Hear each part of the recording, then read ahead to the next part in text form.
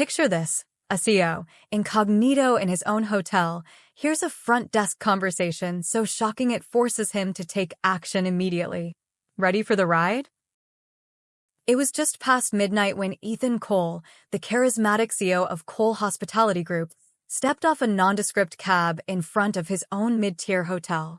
Under the soft glow of streetlights, he took a deep breath, adjusted his baseball cap, and prepared to assume a new identity, one that would allow him to see his business from a perspective he had long forgotten. For years, Ethan had built his empire from a modest little inn into a chain that sprawled across cities. Yet, somewhere along the way, the numbers on the boardroom spreadsheets had started to mask a darker truth.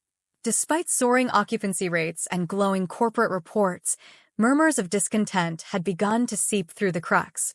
Customer complaints, hushed conversations among staff, and an inexplicable sense of unease from behind the polished lobby doors all pointed to a secret problem. Disguised as Tom Harris, a weary traveler with a scruffy beard and thick-rimmed glasses, Ethan stepped into the hotel. The lobby, which he remembered as once vibrant and welcoming, now seemed strangely subdued. The air was heavy with tension, and the smiles from the front desk felt more like rehearsed lines than genuine welcomes. "Welcome to the Grand Meridian. How may I help you?" The front desk clerk's voice was monotone, her eyes avoiding any true connection. Ethan's pulse quickened as he replied, "I have a reservation under Tom Harris." As she punched in his details, a gruff, impatient voice cut through the silence from behind. A manager he recognized from whispered staff complaints. "Clara, get off the phone and focus on your work," barked Brad, a man whose very presence seemed to darken the room. Brad's tone was not just curt, it carried an air of disdain that left both staff and guests on edge. Ethan's heart sank. He spent the next few hours silently roaming the hotel corridors. In a cramped hallway, he noticed the faded carpet, stained with years of neglect. In his room, the musty odor mingled with the sound of distant, frustrated voices from the hallways. But what truly shook him was what he overheard later that night in the hotel bar. Two staff members, hidden in the shadows near the kitchen, exchanged whispered complaints. "I'm barely keeping up," one said, his voice cracking with exhaustion. "Brad's been cutting hours again, even though we're all stretched too thin." The other employee nodded in agreement, lamenting the mounting pressure that made every day a battle just to keep pace. Ethan felt his blood run cold.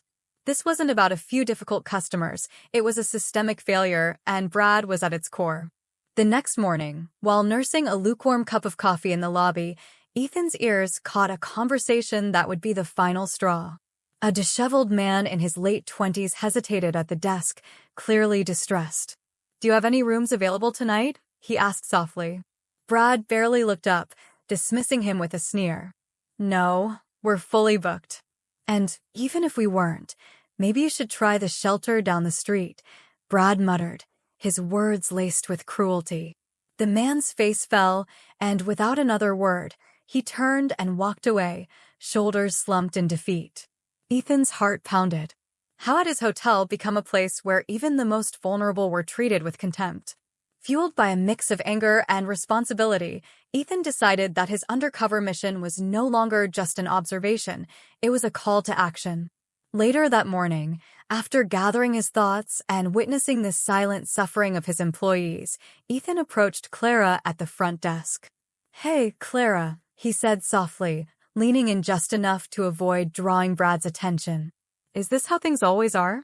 Clara hesitated, glancing nervously at Brad before whispering, "I really wish I could say something, but it's always the same." In that moment, Ethan realized that the quiet resignation of his team was the loudest indictment of all. With every fiber of his being urging him forward, Ethan took a deep breath and made a decision that would change everything. He marched straight to Brad's office under the pretense of being an unsatisfied guest with grievances to air. But as soon as Brad arrived, Ethan dropped the act. "I'm not just a guest," Ethan declared, pulling off his cap and glasses. "I'm Ethan Cole, and I own this hotel." The room fell silent. Brad's eyes widened, and his confident mask crumbled. What do you mean?" he stammered. Ethan's tone was calm but unyielding. "I've spent the last few days here, speaking to your staff and listening to the real stories behind these walls. This ends now." Without giving Brad a chance to defend himself, Ethan dismissed him on the spot. That afternoon, he gathered every staff member in the hotel's small conference room. Standing before a sea of anxious, tired faces, Ethan spoke with a blend of authority and genuine remorse.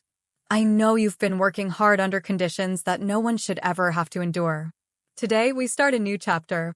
For those of you who've been giving your all, I promise better wages, more staff, and a respectful environment where every voice is heard." A murmur of relief and cautious optimism spread across the room. Employees like Clara, Maria from housekeeping, and Lucas from the restaurant, the ones who had quietly endured the storm, felt a glimmer of hope for the first time in months. Over the next several weeks, Ethan set the wheels in motion. He instituted one-on-one meetings with each team member, listened to their struggles, and implemented immediate changes. Staffing shortages were addressed by hiring new talent, and existing employees were given the raise they deserved. Training programs for managers were overhauled, ensuring that no one would ever have to face the kind of cruelty they'd endured under Brad's reign. One day, as Ethan walked through the now bright and bustling lobby, he overheard laughter where there had once been silence. A renewed energy filled the air, a sense of pride and community that he hadn't seen in years. Lucas, once a beleaguered waiter, was now leading the front desk with a confident smile. Clara's eyes shone with the joy of finally being heard, and Maria, who had spent long hours behind the scenes, now found time to share her infectious smile with every guest who passed by. Ethan paused in the center of the lobby, looking around at the transformation he had ignited. He remembered the cold, lonely night when he'd first walked in Undercover, unaware of the pain hidden behind every curt remark and forced smile. Now, the hotel had become more than just a business. It was a community, a place where every person mattered. As he prepared to leave for the day, he encountered Dana, the newly appointed general manager, who had quickly become a favorite among the staff. "Mr. Cole," she said with a warm smile, "the changes are making all the difference. Our guests feel it, and so do the employees." Ethan nodded appreciatively. "This is just the beginning," he replied. "When people feel respected and valued, they transform not just a business, but an entire community."